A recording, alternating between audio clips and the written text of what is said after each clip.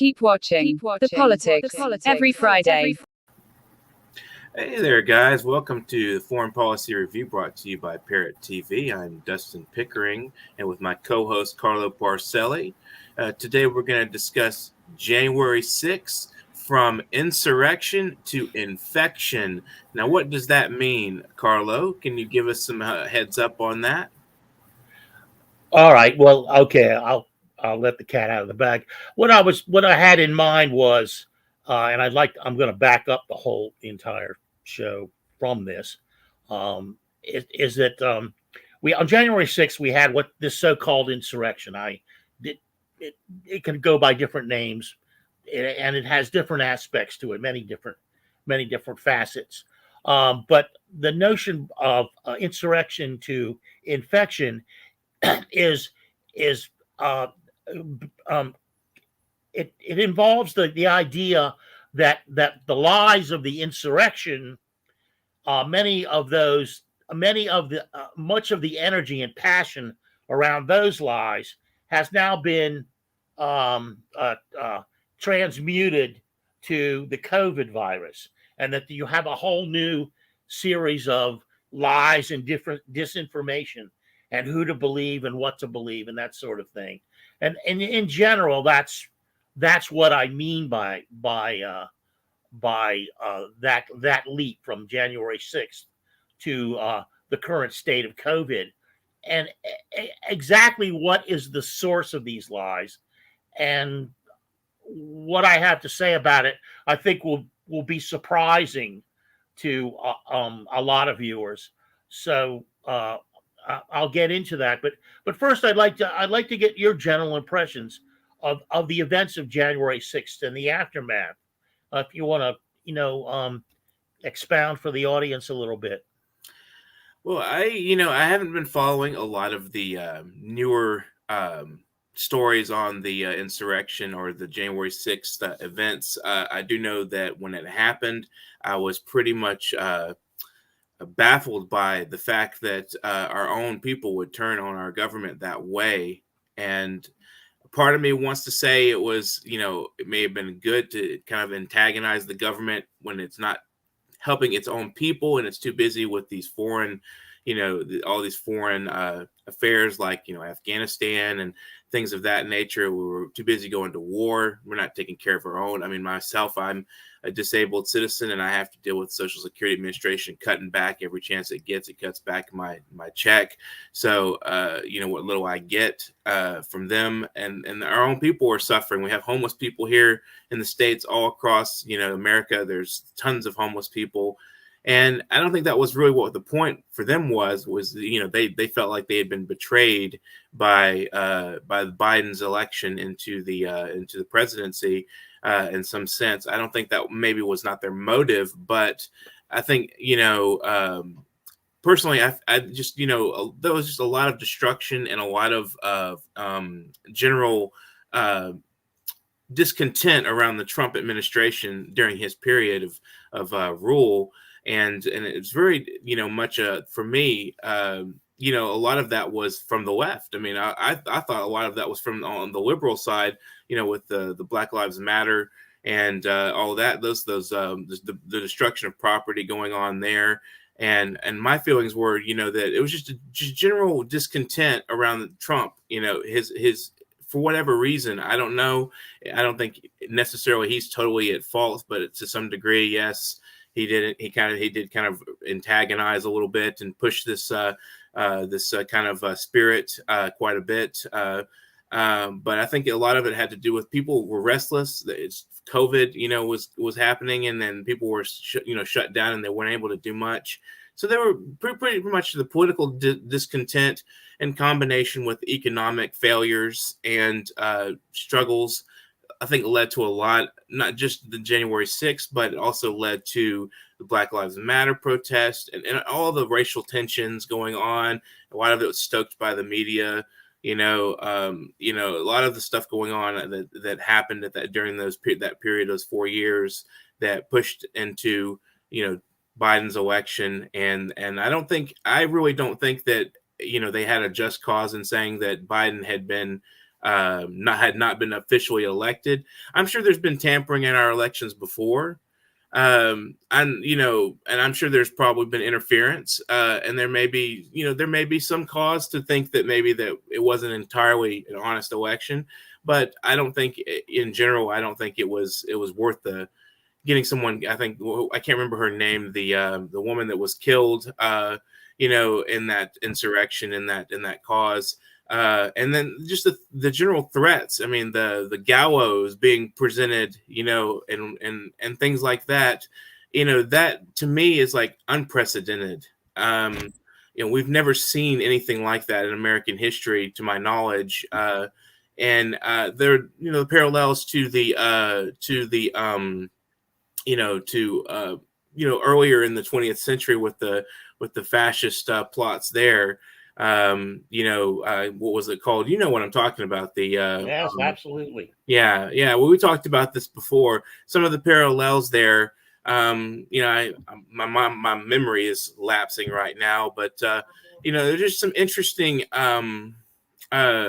analogies you can make through history through from the January 6th cause. And I think it was more people were just angry, discontent, frustrated, and a lot of it was politics and economy. Some of it was just, general restlessness, and that leads to people to do things that are outside of the scope of normal behavior. I think that that's my opinion. It's like, and I know there's a lot of the political dimensions around Trump and the economic dimensions that preceded Trump, that were long before Trump got into office. I mean, we've had large scale homelessness and all kinds of other issues, people having trouble finding work. And here we have the Biden administration telling us that, hey, everything's good. We're fine now. We fixed everything, and we still have COVID, but we're fixing everything. So my feelings are, that governments lie. Governments lie, and I don't think Trump is definitely not an exception to that. He lied quite a bit. Bush lied a lot. We have tons of lies on record from Bush, from all of the government officials. They just lie completely as much as they can. They want to keep you in the dark to their affairs and what they're doing. And so I think, personally, it's I can understand the frustration with the government and with especially the United States government. We're a very powerful and rich country, and I think people had a good cause, but I don't think in this case, I don't think that was why they were acting the way they were acting in the January 6th attacks on the Capitol. I think I don't think they had the right ideas. I mean, I really feel like, to me, it was about Trump being elected, and they felt Trump was sort of like a savior.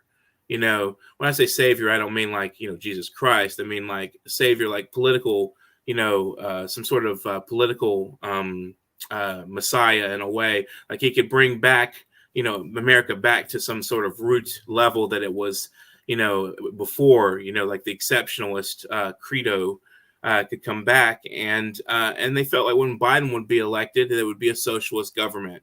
And I don't think that's true. I don't think that, I don't think Biden's bringing in socialism. I think he's a moderate, and he's lukewarm on every issue. So, let's see what Biden has to say about this, and then we'll analyze this. Let's see what we have to say, Mr. Biden, Mr. President Biden. For the first time in our history, a president had not just lost an election, he tried to prevent the peaceful transfer of power as a violent mob breached the Capitol. But they failed. They failed. And on this day of remembrance, we must make sure that such attack never happens again. A mob breaking windows, kicking in doors, breaching the Capitol, American flags on poles being used as weapons, as spears, fire extinguishers being thrown at the heads of police officers. A crowd that professes their love for law enforcement assaulted those police officers. We didn't see a former president who had just rallied the mob to attack sitting in the private dining room off the Oval Office in the White House, watching it all on television and doing nothing. The former President of the United States of America has created and spread a web of lies about the 2020 election. He's done so because he values power over principle, because he sees his own interest as more important than his country's interest, than America's interest, and because his bruised ego matters more to him than our democracy or our Constitution. He can't accept he lost. But whatever my other disagreements are with Republicans who support the rule of law and not the rule of a single man, I will always seek to work together with them to find shared solutions where possible. What kind of nation are we going to be? Are we going to be a nation that accepts political violence as a norm? Are we going to be a nation where we allow partisan election officials to overturn the legally expressed will of the people? You can't love your country only when you win. You can't obey the law only when it's convenient. You can't be patriotic when you embrace and enable lies. Those who stormed this Capitol, and those who instigated and incited, and those who called on them to do so, held a dagger at the throat of America. We're living at an inflection point in history, both at home and abroad. We're engaged anew in a struggle between democracy and autocracy, between the aspirations of the many and the greed of the few. We are in a battle for the soul of America, a battle that by the grace of God and the goodness and greatness of this nation, we will win. Wow, powerful words from the president, President Biden. It's interesting. What do you have to say, Carlo? What is your thoughts on his take on the January 6th events? Well, first of all, I want to congratulate you on a very good template to begin the program with. That was an excellent piece of analysis on your part. What I would begin by reading the third paragraph of this article in the Washington Post, my hometown newspaper, by David Baltz. Dan Baltz, I'm sorry. Though debate and discord have long been part of the American experience, the founders likely did not anticipate the conditions that exist today, a major political party in which most followers embrace falsehoods and some traffic in conspiracy theories, a former president unrelenting in his efforts to sow division and spread disinformation, and a largely broken Congress that struggles to function collectively to protect democracy or lacks the will to do so. Well, let's take that into consideration. Mm-hmm. So what Baltz is essentially saying is this is a product of lies. Well, we had the second Iraq War, or even the first Iraq War. They were both based on lies. The first with April Glaspie's statement to Saddam Hussein that if the U.S. invaded Kuwait, there'd be no consequences. The U.S. would not interfere. The second one was even more obvious. It was you had your WMD, you had this bogus connection of Saddam Hussein being connected to 911 through Al Qaeda. You had yellow cake, you had the aluminum tubes, all of these lies. As part of today's preparation, I reprised Powell's speech, Colin Powell's speech before the UN, a long, in-depth set of lies about why we should engage in open warfare with Iraq for the second time. And there's not just those 4 or 5 lies I mentioned. There are hundreds of lies in there. There are lies about the way U.S. policy has worked in Africa, the way the U.S. policy has worked in Latin America, the way U.S. policies work all over the world, so that really, when it comes down to what the source of the lies are, the source of the lies is it's much broader than than than just this January 6th thing. Where do they think that people get these conspiracy theories from? They get it from decade after decade after decade of being lied to by corporate media, by the government, by corporate lobbyists. They're the most propagandized people on the planet, and that's stated. So this whole notion that the conspiracies that have been bred are one-sided. I mean, you can go to CNBC or you can go to a comments page on the Washington Post or the New York Times and see comment after comment supporting the notion of Russiagate. Well, there's no basis for that. There's no basis for that. Right. So to just go expand it once again.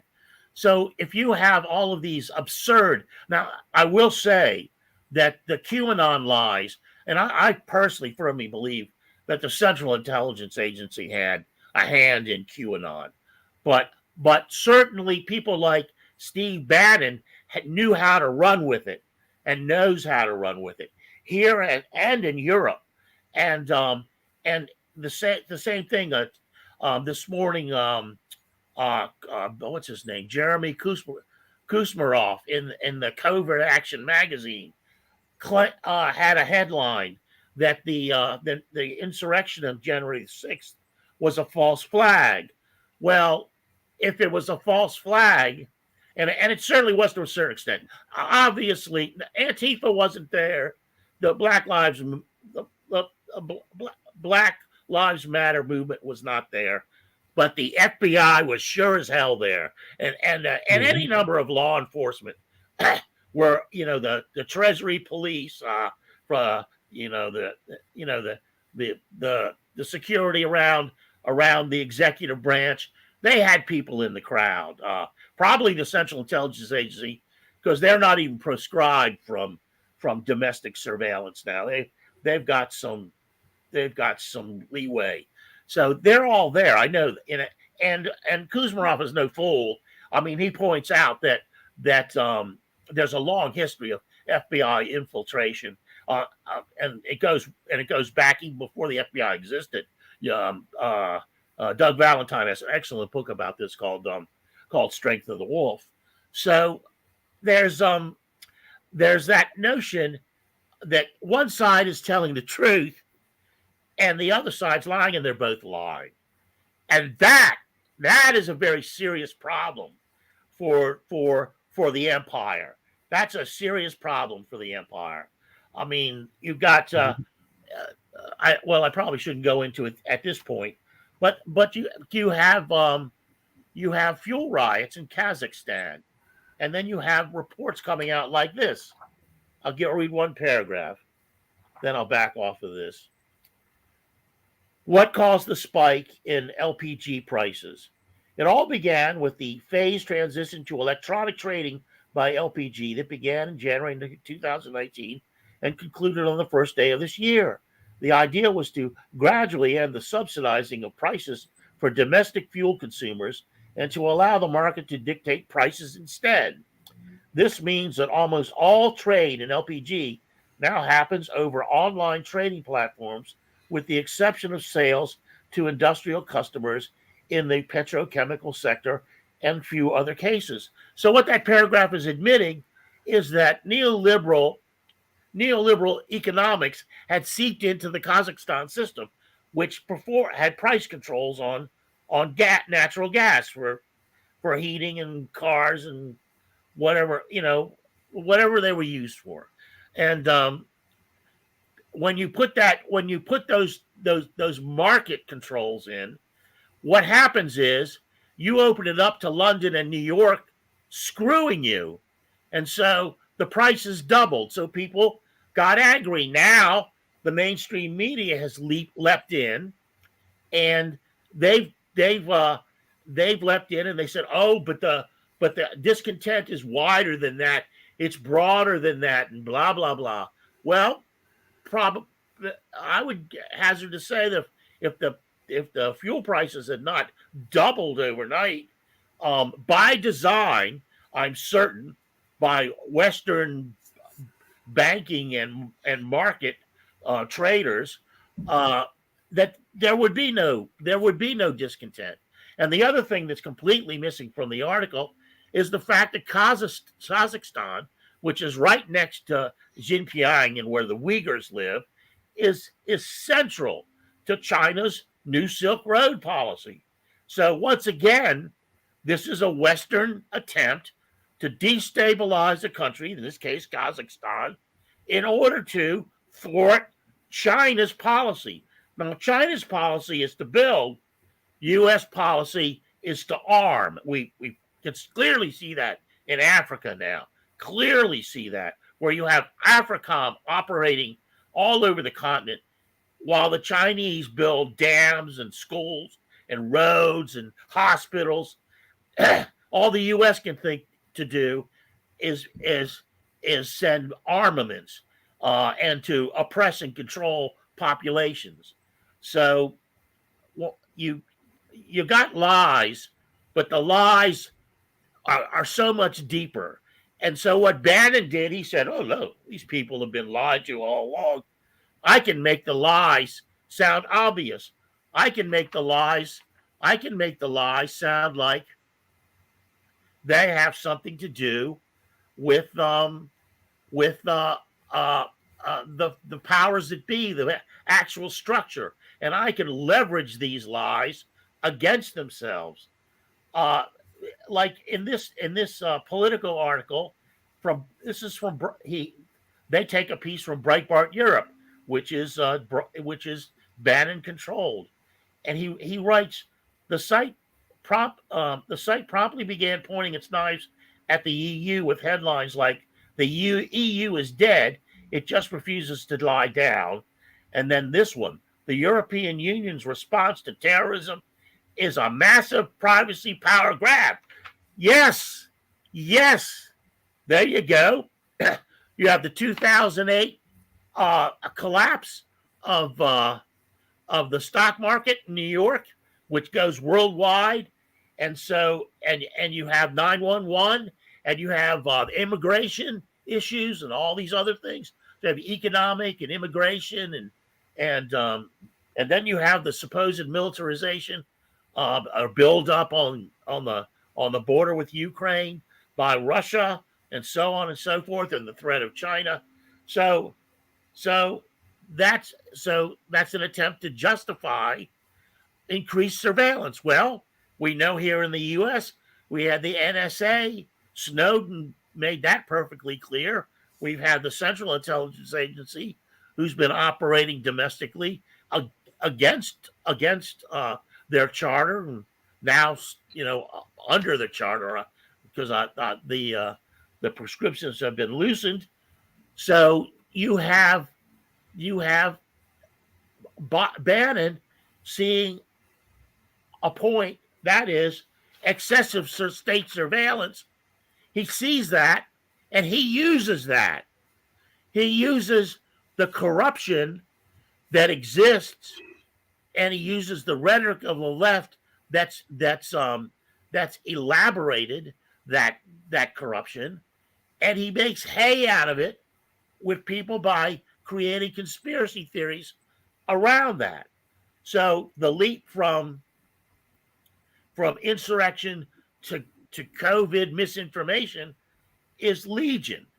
Now, I'm not saying that the corporations and their vaccines are all on the up and up, and certainly it would be in their interest to make them as profitable as possible. But at this point, when you've got a vaccination, you got people by the balls. I mean, they got a vaccination is a vaccination. Yeah, I'm wholly in support of it. Whatever it costs and whatever the profit is, we'll deal with those fuckers later. You don't want to.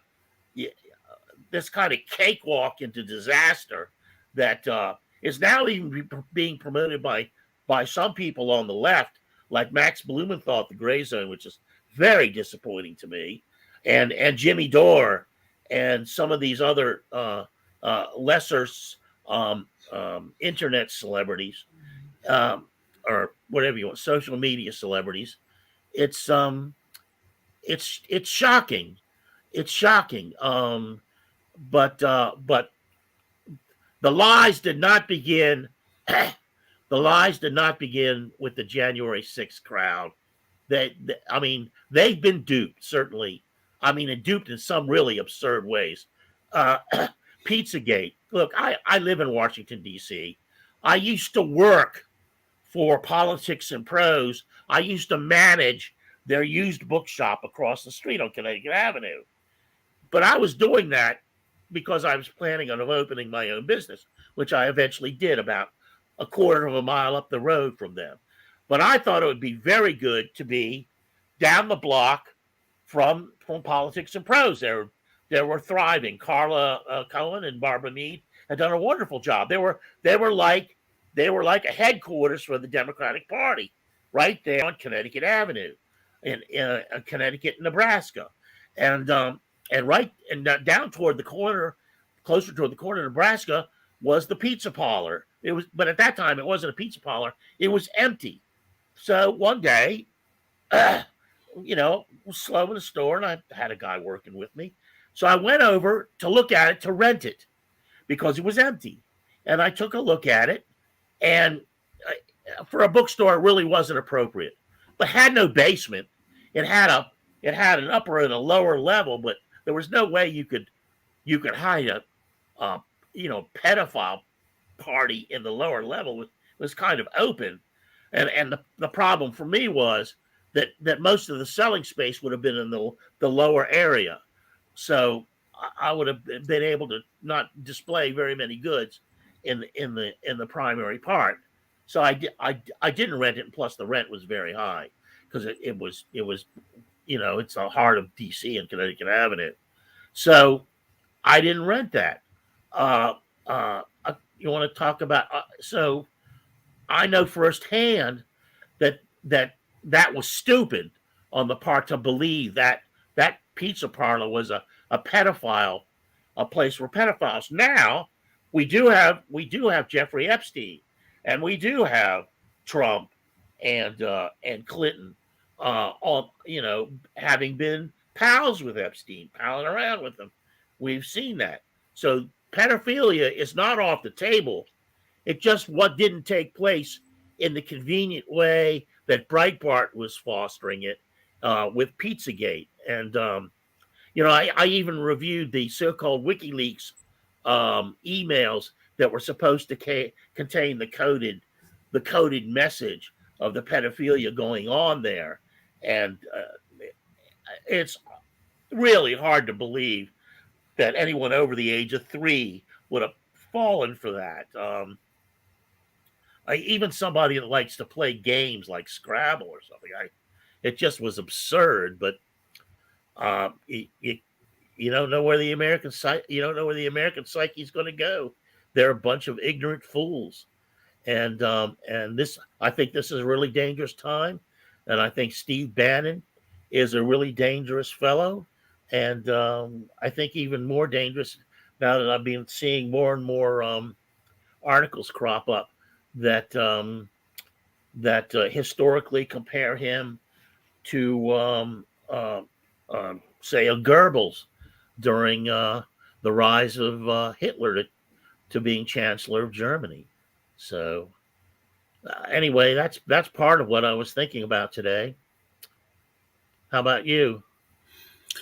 Well, it's interesting that this program has aligned with the exactly with January 6th, the 1 year. What do you call it? I won't call it an anniversary, but the 1 year milestone of the January 6th insurrection that happened this time exactly last year. So I think that was an appropriate topic to go into the causes and conflicts going on in the United States and where the establishment is at fault for a lot of this confusion and general frustration amongst people. I think, I think I kind of have some hope. I mean, I have hope that things will get better, eventually, that there'll be a sort of renaissance, both culturally and politically speaking. We'll have some new, some fresh ideas that come out and basically, help us move forward. And this is definitely a time where things are decaying and falling apart, where we need to do things like infrastructure. And Trump tried that. He was under, for a while, he was going to do some infrastructure arranging that, and that fell through. But and then Biden has to build back America better and all this, and so we definitely need some of that. And I know China's working on infrastructure as well. They're arranging, and of course they have the Silk Road Initiative and all this other stuff. So I think, gradually speaking, I mean, we're going to lose a lot of lives. I mean, that's just natural when these kinds of things happen. We lose a lot of lives. A lot of things are going to, have to collapse. A lot of businesses will probably fall apart, and just things will probably be bad for a while. But I think we'll pull back together as the human race and face some of these other growing challenges we have. I think more important than COVID at this point is climate change. I don't know how you feel about that, Carlo. Because I think that's going to be a big factor, even after COVID is managed and under control. I mean, how are we going to manage the climate issues? The changing, the heating up, and all of this going on. I mean, we've talked about it a little bit before about what the military is, how they're approaching it, and the U.S. military. So I think that's a major challenge to face. I know that we're probably going to have to do a lot of large scale developments that I don't even think it will be just national. I think we'll have to have more cooperation internationally speaking to bring together the entire world community of governments and people in order to combat some of these challenges we've faced. Even though we have a lot of, I mean, I may sound naive, but at some point we can't just continue these petty disputes over things and all the things that we're fighting over and the resources and whatnot, when the very central issue is, the fact that we have so much that we need to focus on, that collectively speaking as a world community, that we need to take care of before we even think about, going to war or fighting in, nuclear disasters or any of that. We're going to take a brief break. We'll be right back with the Foreign Policy Review. Hi, I am Dustin Pickering from Parrot Literary Corner. You know me, your noble and honest host, and I've got exciting news for you. Last anthology, Series 1, The Literary Parrot, did such a great job. We wanted to continue to provide this community service to our viewers and to our contributors to the program. So please get up and get a copy immediately. If you're in this book, you want to get a copy. If you're not in the book, you want to get a copy and see what we're doing. You want to be excited with us. We want you on this program, and we hope to see you sometime soon on The Literary Parrot. You have to get your hands on this copy. It's amazing. It's an absolutely beautiful anthology meant just for you. Our past guests have been invited back to contribute yet again to this Series 2. We do this quarterly anthology. We will be doing this after our 200 episode milestone. As of this last quarter, we reached 200 episodes, and past that, get up and get a copy immediately. This is the only TV show on earth for creative writers, and our guests are amazing. They're also community activists building from the ground up. This program is for everybody out there who is a creative mind. Order several copies if you can and donate to local libraries. Give them to your friends, cousins, fans, supporters, anybody that you think loves poetry. And it's not just poetry in this book. Remember, this is creative mind. So we have prose, fiction, short stories, essays, artwork, anything you can think of, artistically creative, photographs. Everything in this book is packed. It is packed. It is just absolutely packed. If you want to get your hands on it now,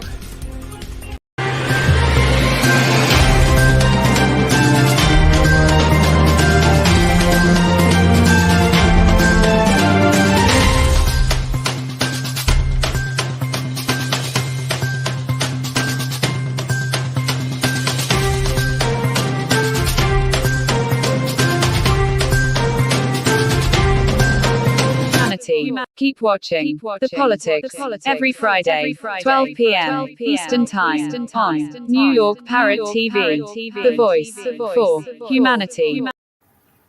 Welcome back to the Foreign Policy Review. I'm Dustin Pickering, and we have Carlo Parcelli, my co-host. We're talking about COVID, climate change, and the January 6th attack on the Capitol, and some of the causes and our personal opinions, as well as a little bit about some of the priorities we're facing as a world community and as a national community, what we need to be doing and thinking about in the future. So, Carlo, what do you think of what I was saying earlier about climate change?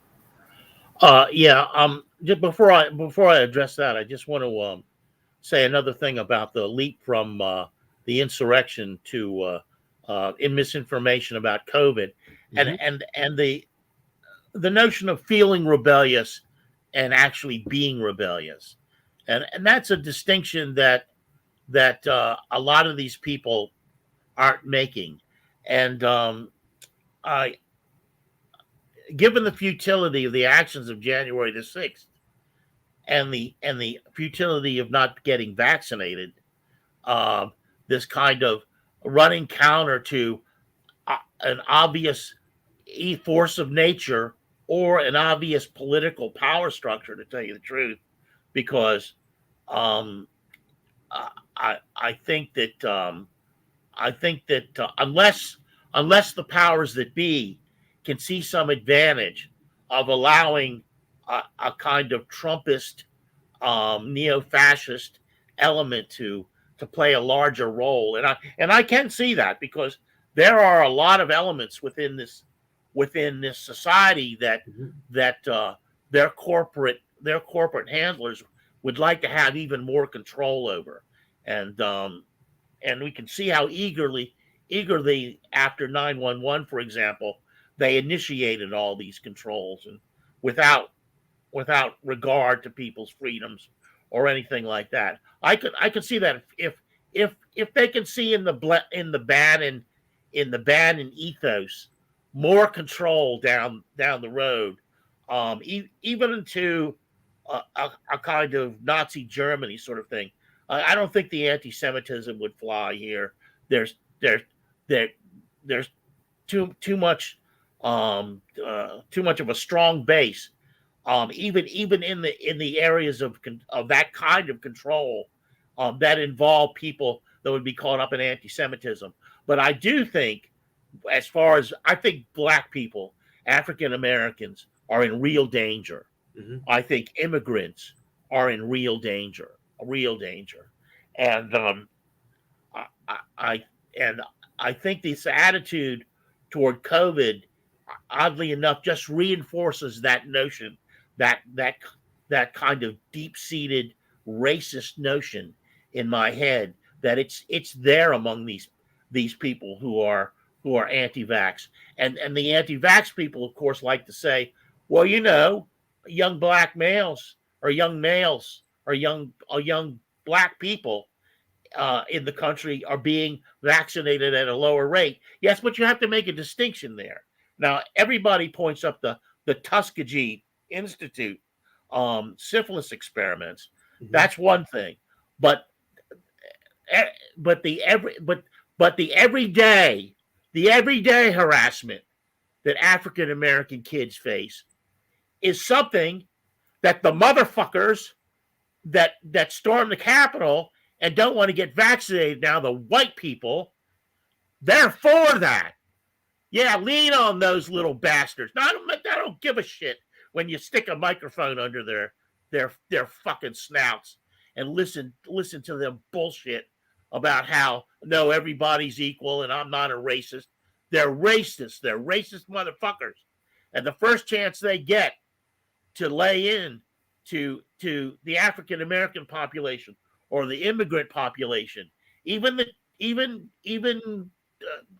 the Chinese or the Vietnamese, whatever they are, they're going to do it. These are nasty people. So I do see that element of Bannon's fascist program being adopted by the more powerful forces that he's contending with. I do see the possibility of a kind of harmonious relationship where Bannon is providing food people for slaughter, where this ultimate control can take place. So when I hear when I hear Bannon say anything, whether it be the Europe has to be a Christian continent, or that the United States has to be a white Christian country, my ears perk up. My ears perk up. Dangerous man, dangerous thoughts, and the fact that he was so close to Trump for a while, it's a little scary. Climate change, hey, that's above my pay grade. Yeah. I see two things going on with climate change. First of all, you're the reality of it, and then you have, of course, all these people that stormed, people who basically were behind the people or supporting the people. I mean, average people that were supporting the people who stormed the Capitol, and currently the ones who are aligning themselves with leftists like Max Blumenthal and Jimmy Dore. They don't believe in climate change. At least they say they don't, and they don't know anything more about it than I do. I probably have read more. That's just the way I roll. I tend to read, but they don't believe in climate change. So you can lump them in with the anti-vaxxers. You can lump them in with the people that believe that there's a pedophile ring out there of eating young children and drinking their blood, and which is straight from so it's just so that part of it is still out there, and it can still be manipulated by the powers that be. That is, the people who are making a lot of money with the status quo, which is increasing the heating up of the planet and the other elements that go into climate change, like the weather we're having. So that's one part of it, and of course the other part is I've already touched upon, and that is the people that are making fortunes from the status quo the way it is. And look at you got Manchin, who's obviously being paid off, and if any, possibly even worse, he might be a shill for the entire Democratic Party. Pelosi, look at her stock portfolio. She fucking doesn't want anybody to put the brakes on climate change. She's stock portfolio is littered with stocks that are for energy companies, not to mention the military-industrial complex. Maybe the Democrats have gone to Manchin and said, and the other woman, whatever her name is, I can't remember offhand, and said, "Look, you put the brakes on this, we'll fucking take care of you big time. You just make sure we'll pretend that we would like to have all of this climate change initiatives started, but you put the brakes on them, and down the road, all the big oil companies and all the big energy producers, they'll take care of you. We'll take care of you. You'll be multimillionaires, believe me." And so that hustle is, that's the level of cynicism living in this fucking country for 73 years has brought me to. Right. I have no doubt. So I don't share your optimism. I don't share it at all. Right. Not at all. So on a separate note, do you have any insights on why Trump let go of Bannon in the middle of his presidency? Do you have any thoughts on that? Like, he basically kicked him out? I guess Bannon had some Wow. other things to do or something. I don't know what. I always wondered why. I looked into it and couldn't really come up with any conclusions. They must have either had a disagreement or there must have been further political initiatives on Bannon's part or something. I don't really know what was the cause of him. Well, there's a lot of different forces pulling on Trump there. And I was listening to a general before we went on today. He was on the Gray Zone Project, probably one of my favorite sites. And Aaron Mate had this 3-star general on. I can't remember his name. That's the kind of memory I have. But he was saying he thought that Russia was going to invade Ukraine by the end of January, which is just 3 weeks away. And the reason he gave was, look, Russia has tried everything, every overture possible to get some rational thinking from the U.S. And that obviously Biden didn't provide it with the last phone call they had. And this Blinken guy and Samantha Powers are just bloodthirsty bastards. And now you have Victoria Nuland, the architect of the coup, the 2014 coup in Ukraine, in power in the administration. So Putin's had enough. They've tried everything. It's like the Sandinistas in Nicaragua. Jesus Christ.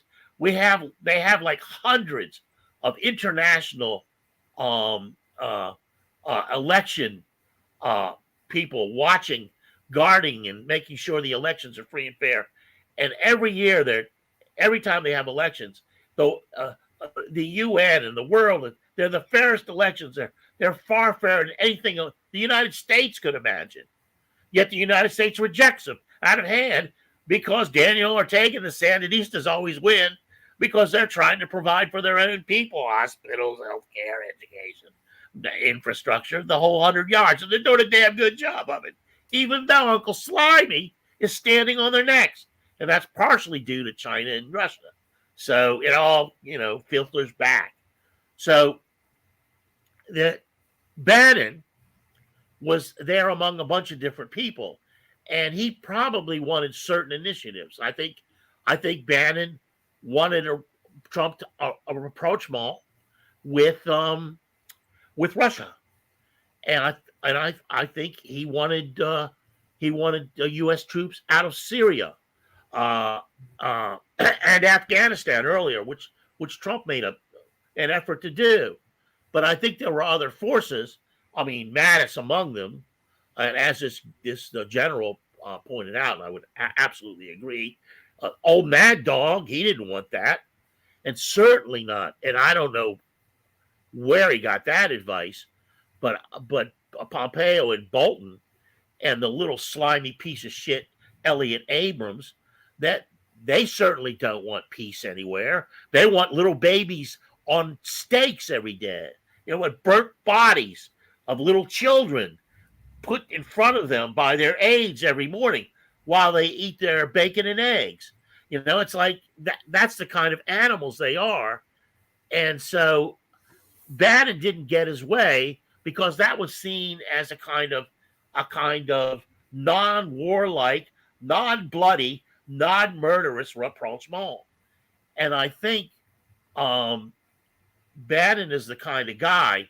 I mean, let's face it, the guy makes me look like I've never read a book in my life. The guy is really well read, especially about European history, and Trump doesn't like to have people around him like that. He would rather have Pompeo, who reminds me of the minor criminals that used to go to the Catholic breakfast, the Knights of Columbus breakfast. I don't know if you've seen the Richard Pryor routine where he tries to get his money from the mafia, and he has a blank pistol that he holds on him, and they just laugh at him, and he goes, "Oh, really?" They're exactly like that. Those motherfuckers are exactly like that. And you either do what they say you become invisible to them. You move away from, as far away from that circle as you can. So I think the deal was, look, I Bannon, you're really egging me on here. It's too fucking much. I'm not going to do this. I'm not going to do that. And when Bannon didn't get his way, he basically they parted ways. But other than that, I don't know. Bannon is now a great supporter of Trump, and he was pissed off that Trump canceled his press conference today. He wanted him to go out there, and you know, and he did. I think I read he did. I didn't see it, but went out and spouted his lies about a stolen election. Blah blah blah. Look, the election may have been stolen, but if you've had 59 or 60 court cases and recounts and all that, and it hasn't shown anything, and you haven't figured it out, then I think you ought to shut up, because obviously Good way of putting it. Yeah. You fucking stole shit on your side too. I mean, it just came out that this Republican clown voted more than once. So, I mean, it doesn't matter. I don't know how many times it was, 2 or 3 times, you know, but you know, that's the most voter fraud anybody's been able to find. And so if you haven't figured out how the CIA done it, then shut the fuck up. They're better than you. You're all a bunch of criminals. They're just better criminals. So, but the Bannon thing still mystifies me, and that fucker worries me. Yeah, he concerns me. Yeah, he's definitely he's definitely high grade. He's very intelligent. He's sharp. He's got the power and the connections to make things happen. He is frightening to me too. Is you know, when he was put in as the advisor, I was like, oh my god, oh no. Yeah, it was interesting because when Bannon, Bolton, Pompeo, and Abrams were all in the same, and Steve Miller were all in the same swamp up there. Yeah, swimming in the same bacteria heated cesspool that the White House has. That was scary times. Those were scary times. You know, for not so much for Americans, but for people. You know, if you care about little kids, and just looking at his selection of his cabinet selections, when I saw the New York Times release the list of his potential cabinet selections, I went, he picked all the worst people he could find, you know? Yeah. Except, you know, one of the things I was going to do today was this article from, once again, the covert. I know we don't have much time left, but the covert. Oh, look at that! I've lost it already, I guess. No. Here it is. Biden's first-year foreign policy record may be worse than Trump's. So, it's also Jeremy Kuzmarov. But he lays out the horrible nature of Biden's foreign policy and the horrible people he has in important positions. So folly all around. Yeah, we've already reprised them. You know, he has a. Well, anyway, I won't get into it. Yeah. We'll save that for another program, possibly. Yeah. So there you have it. Yeah, Bannon's definitely a dangerous individual, and you know, Cambridge Analytica and all those connections, and you know, Facebook again. Facebook is dangerous. Yeah. As far as the influencing, its level of influence is phenomenal.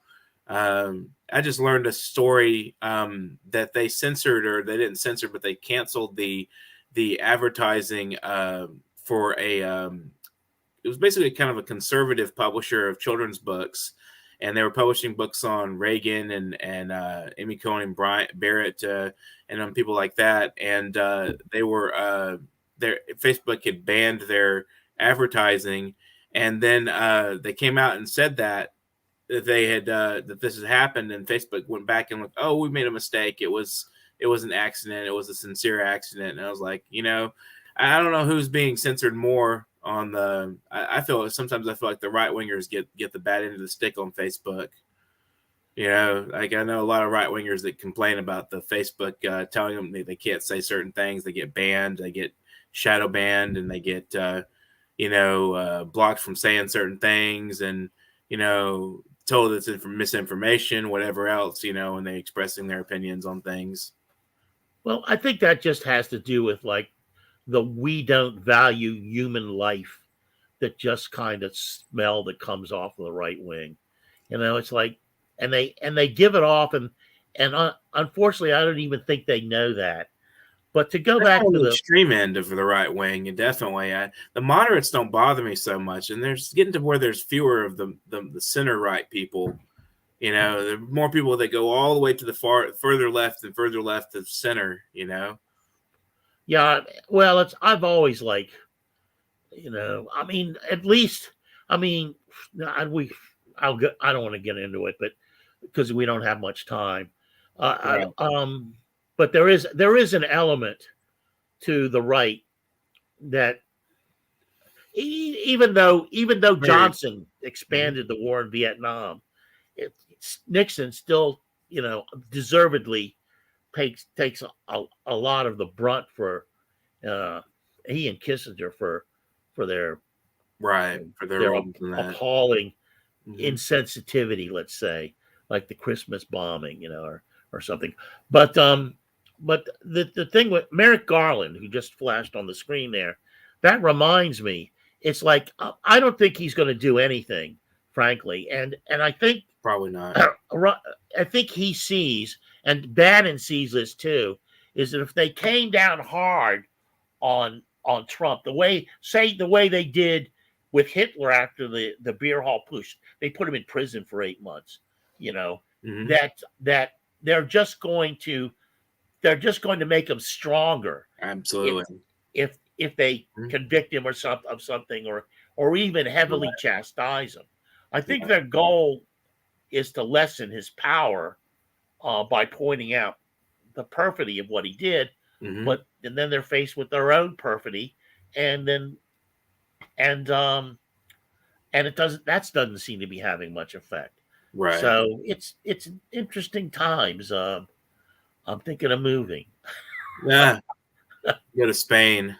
Yeah. So I don't know. Anywhere else. There's no place you can Mexico, go. Yeah. Well, this has been an interesting show, an interesting discussion. This is Foreign Policy Review. I'm Dustin Pickering, co-host CARLO Parcelli. And you guys out there watching, buy our anthology, The Literary Parrot. Keep watching the Foreign Policy Review. We have the politics tomorrow at noon Eastern Standard Time. So take a look at that. And today we discussed, the January 6th crisis and various aspects of that. We went into Steve Bannon. So if you want to talk about something interesting, go out and discuss this show with your fellow colleagues and roommates and whoever else would be willing to listen to this programming. So please go out and share us and love, and share our content. And definitely help us promote this show as well as the other shows we do on Parrot TV. So thank you guys for joining us today. Subscribe to the channel and have an excellent day.